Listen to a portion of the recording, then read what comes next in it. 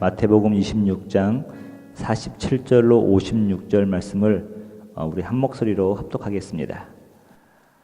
말씀하실 때에 12 중에 하나인 유다가 왔는데 대제사장들과 백성의 장로들에게서 파송된 큰 무리가 칼과 몽치를 가지고 그와 함께 하였더라.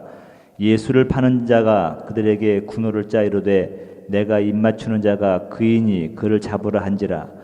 곧 예수께 나와 랍비여 안녕하시옵나이까 하고 입을 맞추니 예수께서 이르시되 친구여 내가 무엇을 하려고 왔는지 행하라 하신대 이에 그들이 나와 예수께 손을 대어 잡는지라. 예수 함께 있던 자 중에 하나가 손을 펴 칼을 빼내어 대제사장의 종을 쳐 그 귀를 떨어뜨리니 예수께서 이르시되 내 칼을 도로 칼집에 꽂으라. 칼을 가지는 자는 다 칼로 망하느니라. 너는 내가 내 아버지께 구하여 지금 12군단 더 되는 천사를 보내시게 할 수 없는 줄로 아느냐. 내가 만일 그렇게 하면 이런 일이 있으리라 한 성경이 어떻게 이루어지겠느냐 하시더니 그때 예수께서 물에게 말씀하시되 너희가 강도를 잡는 것 같이 칼과 몽치를 가지고 나를 잡으러 나왔느냐.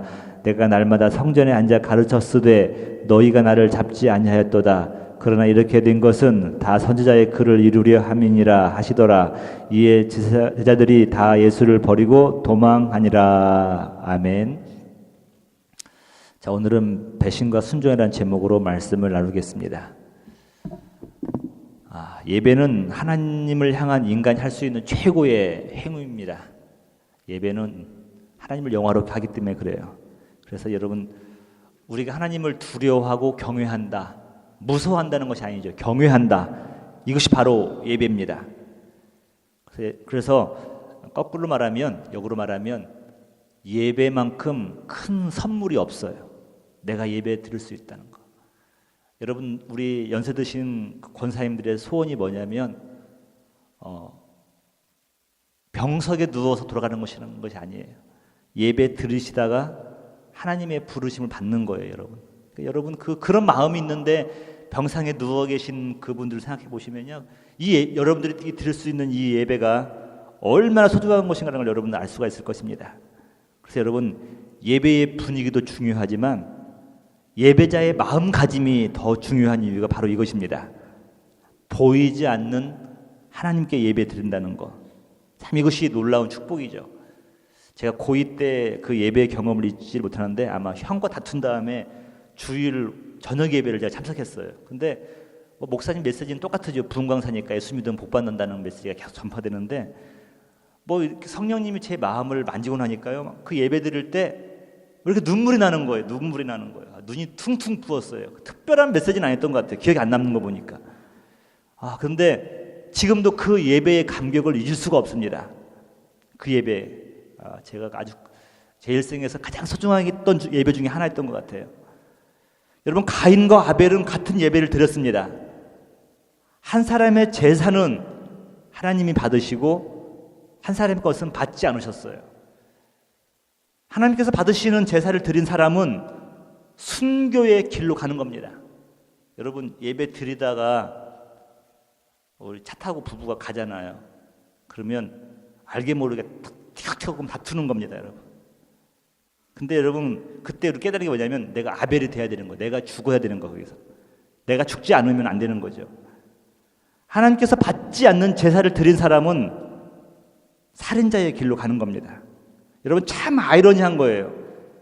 하나님을 경외하며 드리는 이 예배가 인간의 최고 행위임에도 불구하고 결과가 다릅니다. 한 사람은 배신의 예배를 드리고 한 사람은 순종의 예배를 드렸다는 거예요. 그래서 여러분, 우리가 예배에 승리해야 될 이유가 바로 이겁니다. 실패해서는 안 될 이유가 이거예요. 예배를 제대로 드린 사람은 아벨의 그 길을 따라가는 겁니다. 순종의 제사를 드리는 거예요. 순종의 예배를 드리는 거예요. 여러분, 오늘 본문 마태복음 26장인데요. 고대 근동에서의 입맞춤은 특별한 의미가 있습니다. 남녀는 물론이고 스승과 제자 사이에서도 많이 행해지는 것이었습니다. 스승에 대한 입맞춤은 최고의 사랑과 경애와 존경의 표시였습니다. 예의를 갖춘다 할 때 스승의 볼에 입을 맞추는 거예요. 하지만 여러분, 유다의 입맞춤은 배신의 상징이 됩니다. 배신의 아이콘이에요. 존경과 경의의 상징이 되어야 될 이 키스가 입맞춤이 배신의 상징이 됐다는 것은 참으로 아이러니한 겁니다. 그래서 오늘은 우리가 유다와 배신과 예수님의 순종을 통하여서 그 결과 열매를 통하여서 우리가 어떻게 믿고 섬겨야 되는 것인가에 대해서 한번 생각해 보고자 합니다. 첫 번째, 여러분, 배신은 끌려다닌다는 것을 알아야 된다는 거예요. 배신은 끌려다니는 것이에요. 여러분, 얼핏 보기에 유다가 자발적으로 이러한 일들을 주도하는 것처럼 보입니다. 하지만 사실은 가룟 유다는 보이지 않는 것들의 노예가 된 겁니다. 일단 먼저 은 30냥의 노예가 된 거예요, 여러분. 물질의 노예가 된 거예요. 탐욕의 노예가 된 거예요. 여러분, 물질은 선도 아니고 악도 아닙니다. 물질을 하나님 주시는 이유가 뭐냐면 선용하도록 주시는 거예요. 근데 우리가 그걸 다스리도록 주는 건데 물질 노예가 되고 나니까요, 끌려다니는 겁니다.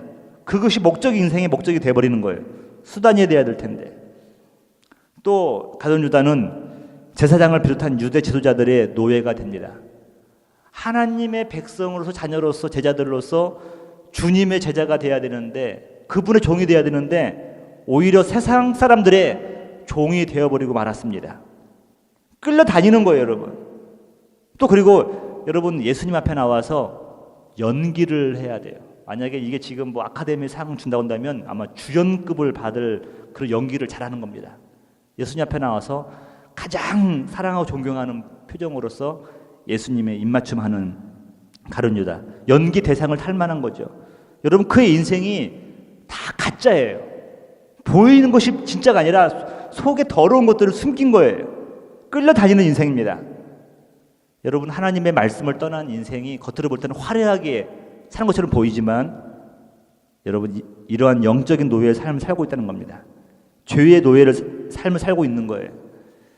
어떤 분들은 그죠, 내 의지로 떠났다고 생각하지만 사실은 그렇지가 않아요. 내 의지가 아니라 죄의 노예가 되었고 사단의 노예가 되어서 끌려다니는 겁니다.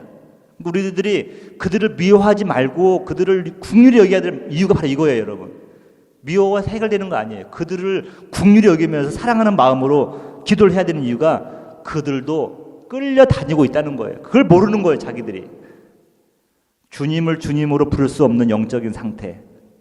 가룟 유다가 예수 앞에 나왔는데요, 3년을 동거했어요. 근데 유독 가룟 유다만 예수님을 향해서 랍비여 그러는 겁니다. 예수님을 향해서 선생이여 그러는 거예요. 다른 제자들은 주님, 나의 주인이여, 내 인생의 주인이여 그러는데 가룟 유다만 랍비여, 선생이여 그러는 거예요. 주님을 주님으로 부를 수 없는 인생, 배신의 인생 아닙니까, 여러분? 끌려다니는 인생 아닙니까?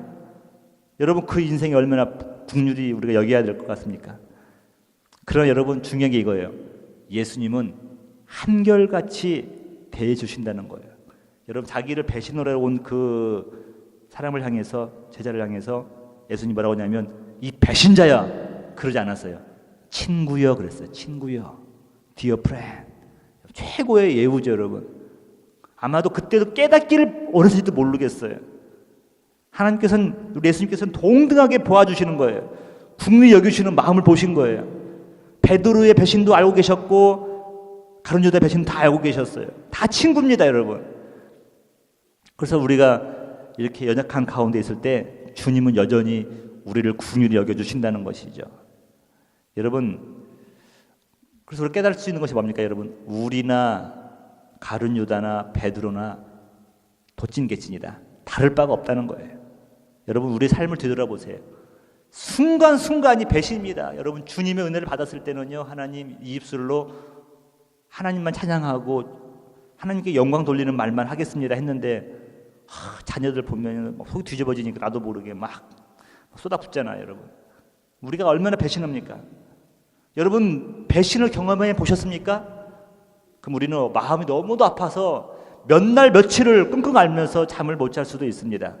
그런데 우리 주님은 늘 우리로 배신을 당하고 계셔요. 그런데 불구하고 우리를 바라봐 주시면서 친구여 그러는 거예요. 친구여. 우리는 그 사랑 앞에서 굴복할 수밖에 없는 것입니다.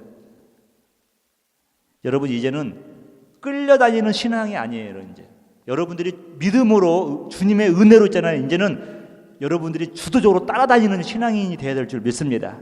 이제 억지로 따라다니는 것이 아니라 이제는 기쁜 마음으로 자발적으로 참석하는 거예요.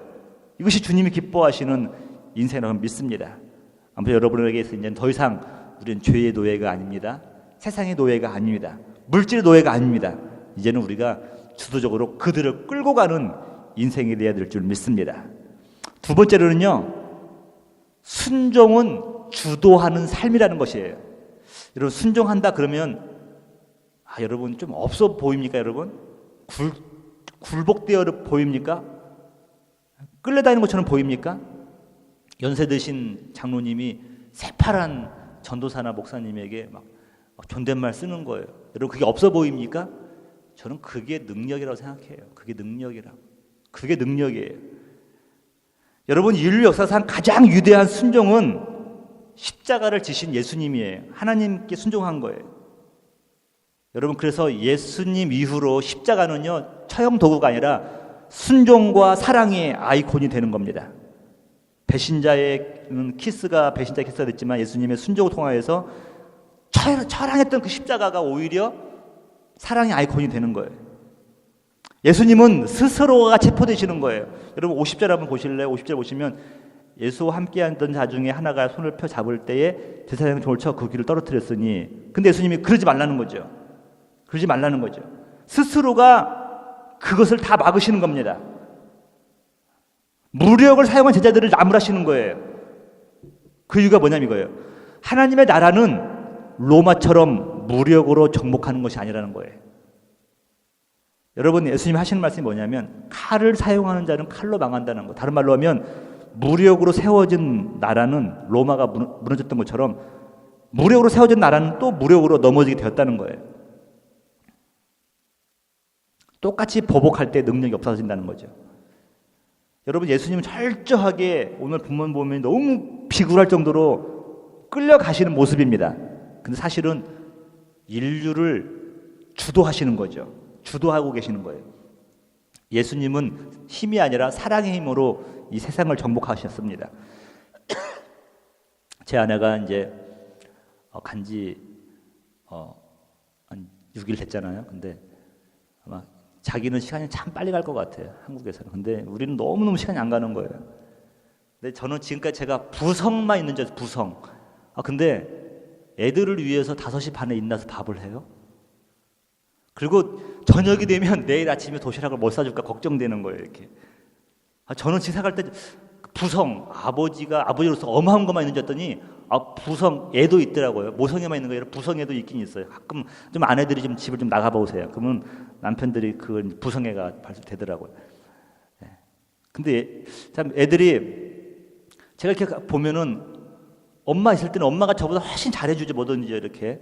근데 그때는 막 티격태격거리면서 막 엄마한테 막 맛이 없다는 둥 막 그러는데 제가 해주는 것은 묵묵히 먹어요. 왜 그런 것 같더니 애들이 기대치가 없어요. 기대치가 없는 거예요. 엄마한테는 기대치가 높으니까 불평이 많은데 아빠가 해주는 것만 해도 감사하다. 가지고 제가 그러면서 제가 이번에 그 한 10일이죠. 10일 동안에 애들과 좀 관계가 회복되기를 바랬는데 애들이 이렇게 말해요. 아빠가 우리들을 위해서 최선을 다하는 게 보인대요. 그럼 성공한 거 아닙니까? 최선을 다했대요. 아빠가. 맛은 없었는데 최선을 다했다는 거예요. 여러분, 사랑의 힘은요, 강한 사람을 녹이는 겁니다. 여러분, 그래서 우리가 왜 순종의 능력인지 아세요, 여러분? 순종은요, 이해할 수 없는 사람도 이해하게 만드는 힘이 있는 거예요. 지식으로 되는 것이 아니에요. 지식으로 되는 것이 아니라 사랑밖에 없다는 겁니다. 성령의 능력으로 순종할 수 있는 거예요. 여러분, 오늘 우리가 철저하게 순종의 길을 걸어가시는 예수님의 능력은 어디서부터 오냐면 순종으로부터 오는데 성경의 예언을 이루고자 하는 마음이에요. 다른 말로 하면 하나님의 뜻을 이루는 데 초점을 맞추는 거예요. 여러분, 순종이 가장 큰 게 장점이 뭐냐면 하나님의 뜻을 이루는 데 초점을 맞춘다는 거예요. 그래서 순종이 위대한 거예요. 그래서 여러분 이런 거 있잖아요. 순종할 만한 것 순종하는 것이 아니에요. 순종은요, 내용이 더 중요하지. 더 중요한 게 뭐냐면 내 생각을 내려놓을 수 있다는 것, 내가 수동적으로 끌려간다는 것, 이것이 더 중요하다는 겁니다. 근데 사실은 그것이 주도하고 있다는 거죠. 주도하고. 오늘 말씀 마치면서요, 여러분, 예수님의 순종이 인류를 구원했듯이 오늘 저와 여러분들이 하나님 말씀에 순종한다고 한다면 또 저와 여러분을 통하여서 구원받을 사람들이 많이 있는 줄 믿습니다. 여러분, 이게 쉽지 않아요. 여러분, 순종하기 쉽지 않지만요, 예수님의 순종을 통하여서 인류를 구원했던 것처럼 오늘도 우리가 하나님 말씀의 뜻에 순종할 때에 자녀들이 구원받을 줄 믿습니다. 불신자들이 또 변화될 줄 믿습니다. 순종의 능력이에요. 여러분, 오늘은 배신의 아이콘 가룟 유다가 아니라 순종의 아이콘 예수님의 그 사랑을 통하여서 회복된 여러분 되시기를 주님의 이름으로 축원합니다.